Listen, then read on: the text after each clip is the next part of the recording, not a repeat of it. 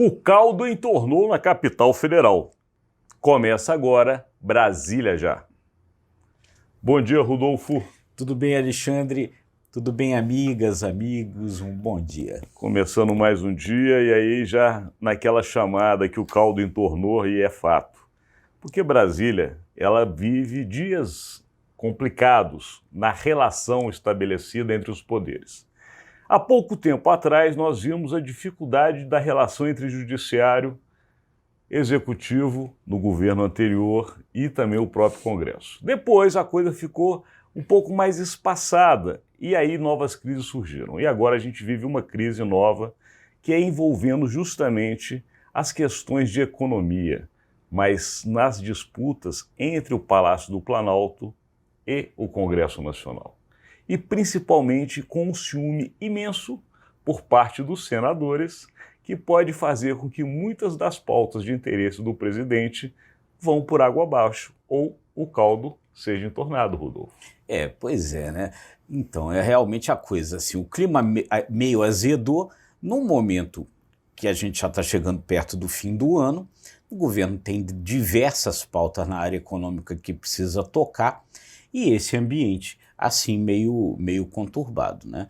O ministro da Fazenda, Fernando Haddad, tem uma série de reuniões aí hoje, né, nessa terça-feira, para tentar parar essas arestas e ver se as coisas andam, porque ele tem a votação do projeto das offshores, né, a chamada tributação dos super ricos. Isso. Ele tem vetos aí ao arcabouço fiscal, que estavam até previstos para ser votados, foram adiados para a semana que vem.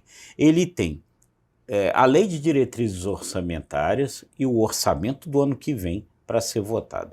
E ele tem a reforma tributária. E o clima todo meio complicado, né, agravado ainda por uma fala do presidente Lula na sexta-feira, quando o presidente Lula pegou e numa declaração a jornalistas ele praticamente abandonou a meta de déficit zero que o próprio Fernando Haddad tinha não apenas declarado, porque é importante que a gente diga que não era apenas uma declaração, tinha colocado como meta ao enviar a LDO e o orçamento, ou seja, as próprias leis enviadas ficam comprometidas pela afirmação do presidente de que não vai ser possível cumprir essa meta de déficit zero. E aí, para que você que está do outro lado entenda melhor o que significa isso, é como se o chefe tirasse a autorização do seu funcionário. Porque, na verdade, quando isso foi para o Congresso Nacional, com apoio do governo, até porque é um projeto do governo, o orçamento é do governo, é do país, ele tem justamente o respaldo do presidente da República, que não pode, logo depois, ou passado um certo período, desdizer o que o seu ministro da Fazenda disse.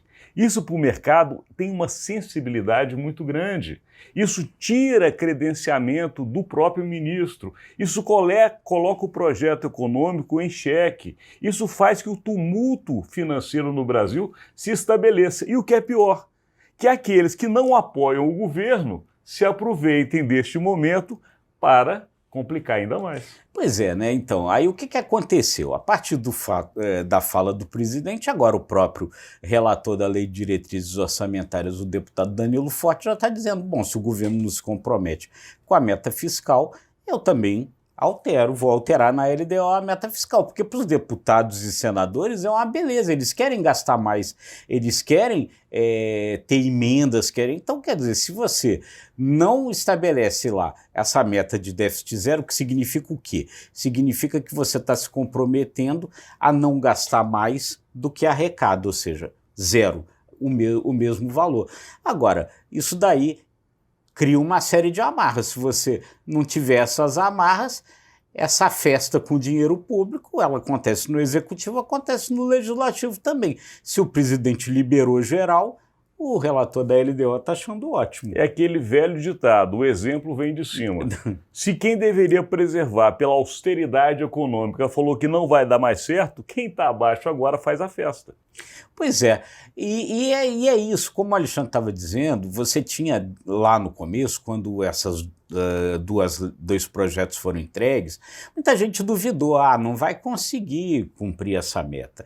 E a chancela era a chancela do próprio governo. O governo tira essa chancela, a coisa fica muito mais complicada. Então o que acontece agora? O Fernando Haddad está fazendo essas reuniões para correr atrás desse prejuízo. E nesse fechamento, Rodolfo, a gente não pode deixar de levar para cá, em quem está do outro lado, a complicação pessoal do ministro Fernando Haddad. Fernando Haddad chegou no governo, nós estamos lembrando que nós temos apenas 10 meses de um governo empossado. Ele chega como ministro da Fazenda totalmente sem credibilidade por parte do mercado. Ele não tinha nunca comandado economicamente uma pasta. Ele tinha sido prefeito de São Paulo, que é importantíssimo, mas é diferente de ser ministro da Fazenda. E foi ministro da Educação, que é uma outra área. Ele passou alguns meses para tentar se firmar com um nome. Quando chegou na virada do semestre, o mercado começou a falar, gosto desse ministro. O Banco Central, que até então era uma oposição, passou a ter uma linha de atuação em conjunto. Chega agora, perto do final do ano, tudo isso que foi construído é destruído. Pois é, você vê que o clima estava tão ruim ontem que o presidente da Comissão de Assuntos Econômicos, o senador Vanderlan Cardoso, ele estava preocupado até com a possibilidade dos senadores darem algum troco na indicação dos 2 nomes para o Banco Central que o Fernando Haddad indicou ontem. Quer dizer, ele vinha para cá justamente para parar essas arestas e evitar que acontecesse algum problema com essas indicações. Indicações técnicas, não são indicações políticas. Então você vê como é que o clima anda complicado por ali. Climão na capital federal, mas daqui a gente encerra este conteúdo de hoje, agradecendo a sua audiência. É isso aí, gente. Se você gostou, curta, compartilhe, se inscreva aí nos nossos canais. Obrigado e até amanhã. Até amanhã.